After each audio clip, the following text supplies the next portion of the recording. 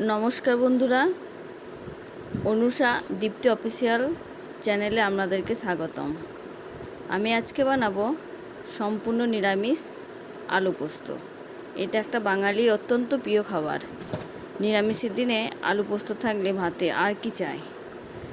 তাই আমি আজকে বানিয়ে আপনাদেরকে দেখাবো। আপনারা একটু চ্যানেলটা দেখতে থাকবেন। তো আসুন দেখা যাক একদম অন্যরকম পদ্ধতিতে আমি আলু পোস্তটা রান্না করব। তো আসুন দেখা যাক কিভাবে রান্না করি।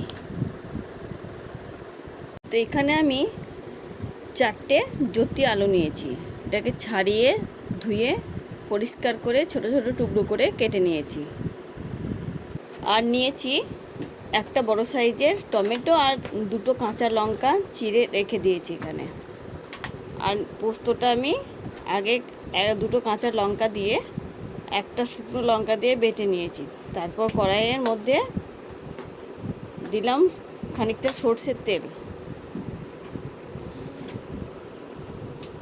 তেলটা গরম হয়ে আসলে এরপর দেব 2টো শুকনো লঙ্কা, 5 ফোড়ন। তেলটা গরম হয়ে আসলে এর মধ্যে দিয়ে দেব টুকরো করে রাখা আলুগুলো একটু ভেজে নেব।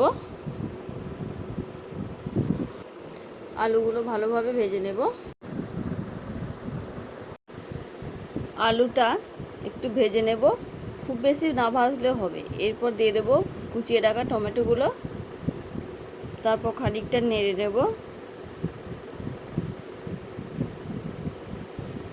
তারপর দেব লবণ। এটা স্বাদ মতো দেবেন, আপনাদের স্বাদ মতো এটা দেবেন।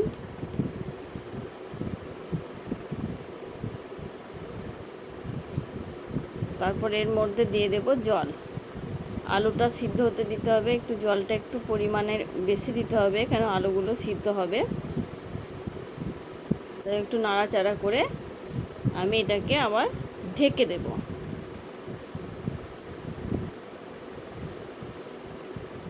তারপর 10 মিনিট পর ঢাকাটা খুলে দেখব আলুগুলো সিদ্ধ হয়েছে কিনা। প্রায় সিদ্ধ হয়ে গেছে। আর একবার ঢেকে রেখে দিলে সম্পূর্ণ সিদ্ধটা ভালো হবে। আবার 2 মিনিট পর খুলে আলুটা একদমই সিদ্ধ হয়ে গেছে। এবার একটু আলুটা ঘেঁটে এর মধ্যে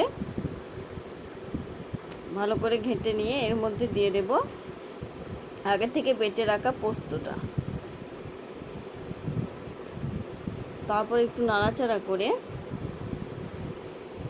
যে জলটুকু আছে এইটুকু আলুতে টেনে নেবে। এরপর দিয়ে দেবো একটু খানিকটা সর্ষের তেল।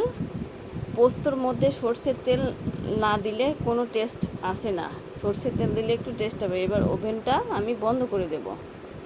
তো রেডি আমাদের আলু পোস্ত, বাঙালির একটা অত্যন্ত প্রিয় খাবার। নিরামিষ ভাতের দিনে বিউলির ডাল আর আলু পোস্ত থাকলে আর কিচ্ছু লাগবে না। দেখুন, বললাম না ঝোলটা টেনে নেবে।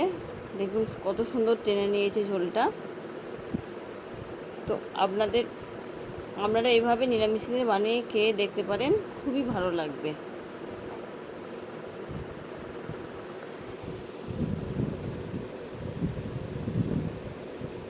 তো বন্ধুরা, এই রেসিপিটা ভালো লাগলে লাইক, কমেন্ট, শেয়ার অবশ্যই করে দেবেন। আর সাবস্ক্রাইব করে দেবেন।